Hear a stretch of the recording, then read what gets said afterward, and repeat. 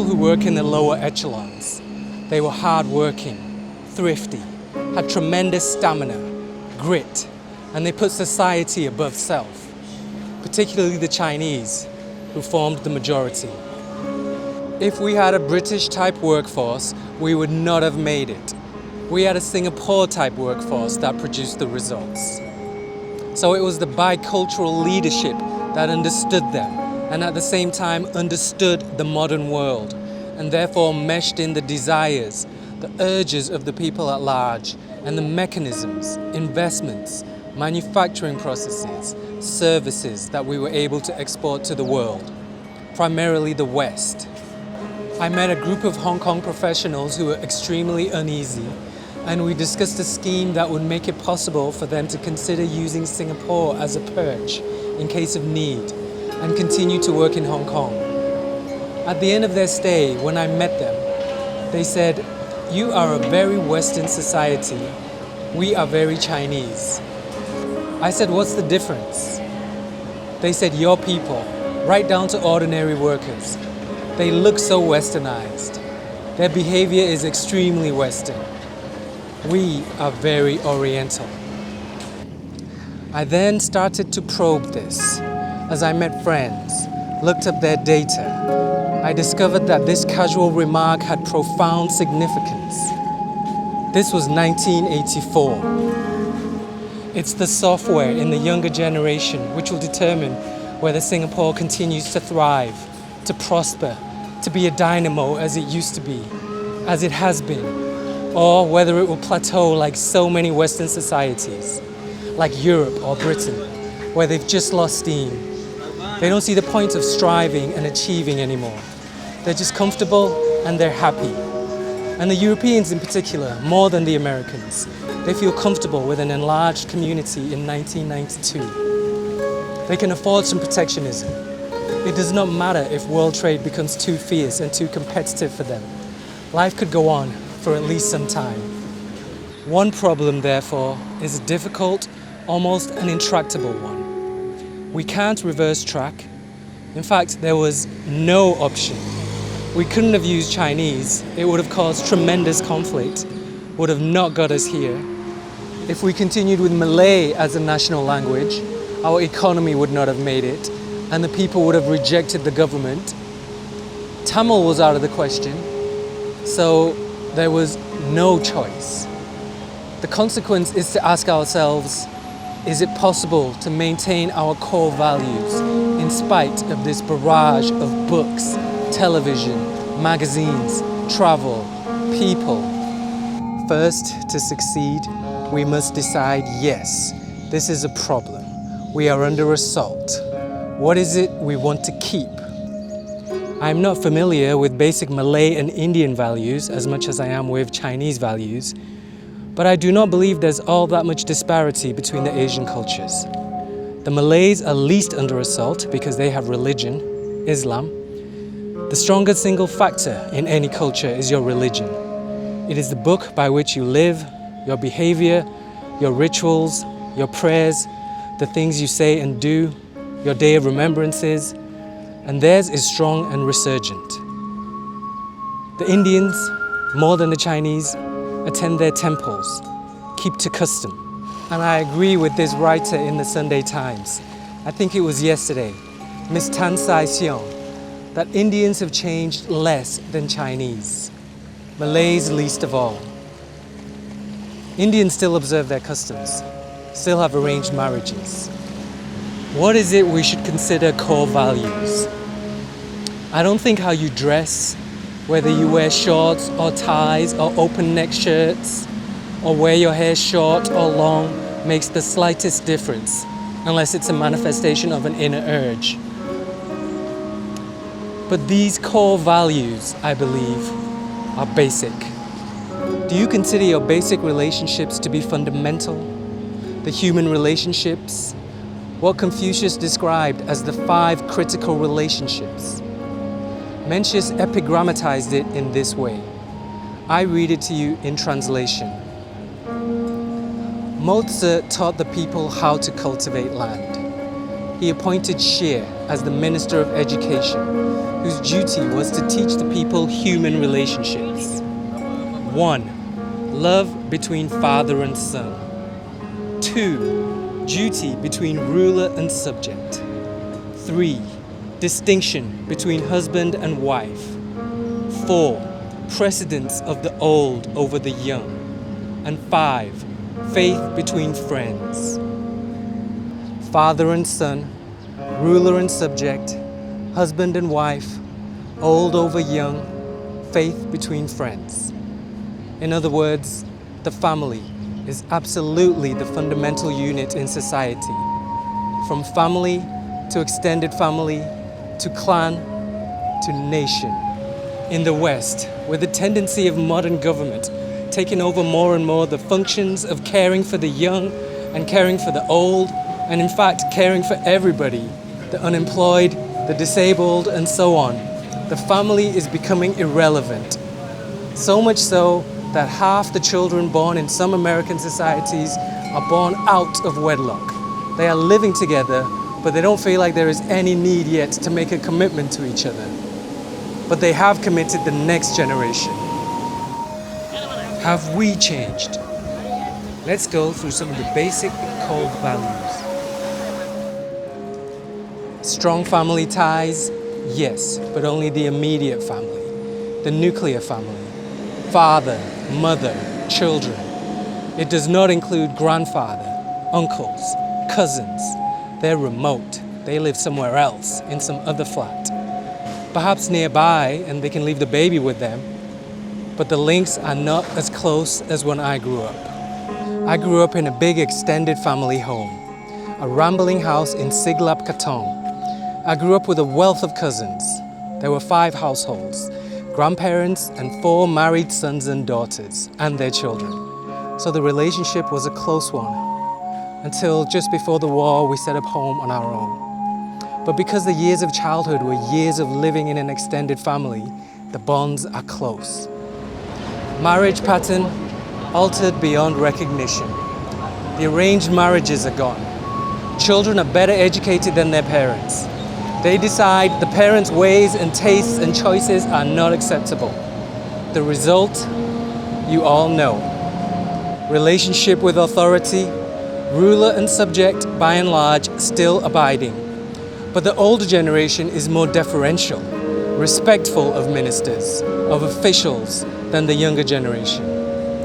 I'm not saying it's good or bad, it's just an observation. The younger generation feels more equal with the official they deal with, or better educated than the counter clerk. And because it's one man, one vote, the ministers go out of their way to be approachable, friendly, and a sense of equality, of talking on level terms, has become the norm. Not necessarily bad, provided that doesn't lead to what it's led to in the West, in Britain and America, where they are contemptuous of politicians. Politicians make them promises with no intention, with no capability of ever fulfilling them, and they carry out polls to discover who are the people least respected or honored or thought well of. Politicians and journalists way down at the bottom. Why? Multiple reasons. If you keep on making ingratiating statements put out in response to secret polls you have taken, it must lead to cynicism and eventually to scorn, contempt. Thrift, hard work, faith between friends. Hard work, yes. Thrift with CPF, less so. Faith between friends. I have not noticed deterioration, but with time, with mobility, we may get what Alvin Toffler once described as the disposable society. As you move up, you dispose of your furniture, your old wives, your old clothes, and you acquire new ones. And you dispose of your friends too. I do not think we've come to that, but we are becoming a rapidly mobile population.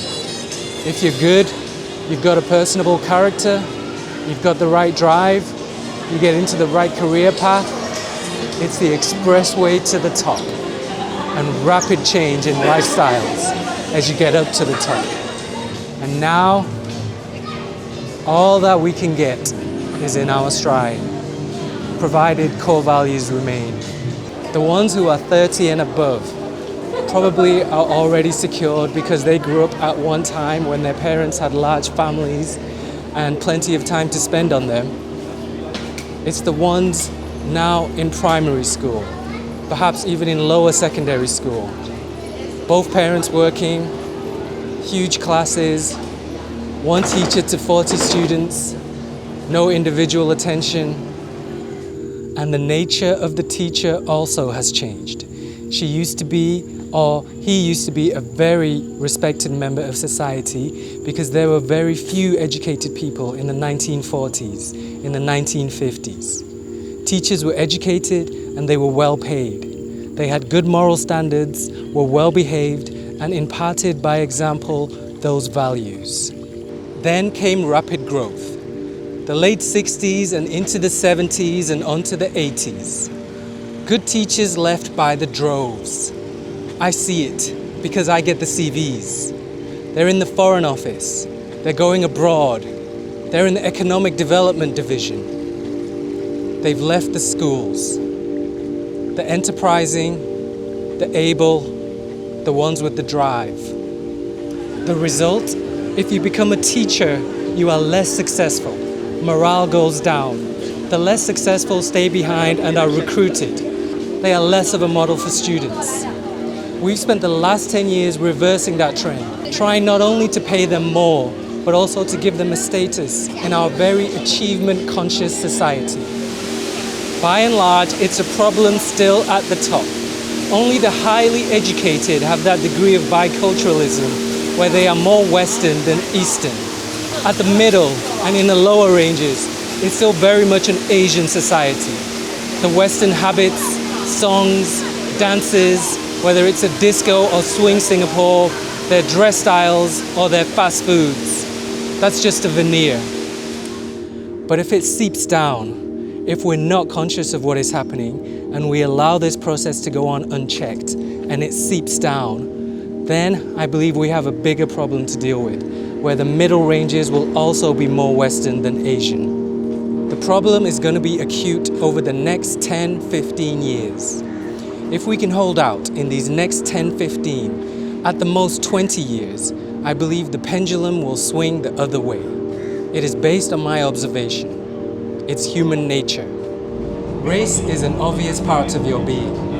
I once turned up after the war in a hotel in Switzerland.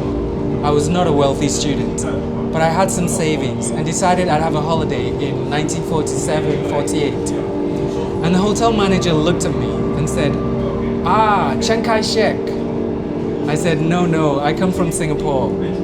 He says, "Yes, Chiang Kai-shek, good man." So whether you like it or not, your identification is settled by how people perceive you to be. And if you're not a Caucasian or an African, you're just not, that's all. You can think like one, you can behave like one, but you're not accepted as one. That creates very big problems for those who have emigrated and for their children too. A sense of frustration, of non-fulfillment, because you're not functioning as a full member of that society. So every vacation you will notice we have Nobel Prize winners and other very distinguished scholars happy to come to Singapore. Asians to give of themselves. Most of them are from China, not from Singapore, but they feel a certain ethnic affinity. They feel at ease. They are accepted as what they are, Chinese or Indians, whatever. In 10, 15 years, Taiwan, Korea, Hong Kong are going to be successful beyond doubt. Industrial, modernized societies. By that time, Japan will be even further ahead, and China would have got going. I remember this distinctly as part of my vivid experience, traveling on a bullet train in the early 60s in Japan, when the Japanese were still unsure of themselves and the Americans were the models. And I saw them earnestly in conversation with the Americans, almost obsequious, and I shook my head, almost fawning to please the Americans. I've seen less and less of that as they've discovered that they've learned almost everything they needed to learn from the Americans. Now they're on par, except for the armed forces, and they're ahead in several fields of research. And with it has come pride in being Japanese, and of course, admiration from other Asians and the rest of the world. I would hate to believe that the poor, ragged, undernourished Chinese coolie and the equally ragged Malay peon and driver and Indian laborer had the inner strength to build today's Singapore, and their children, with all their nice mud clothes, well-fed, all the vitamins, all the calories, protein, careful dental care, careful medical checks, PT, well-ventilated homes, they lost that inner drive. It's not something which we can treat as fantasy and unlikely to happen. If you search within yourself and see how different am I from my father and my mother and from my older cousins and brothers, you will begin to know what I mean. If we're unconscious of these stimuli that are working on us, that make us automatically accept certain norms of behavior as desirable, because the people who behave like that are successful or apparently successful, then we run a risk of losing that set of core values and unconsciously absorbing one which is not suitable to us as a people and to our environment.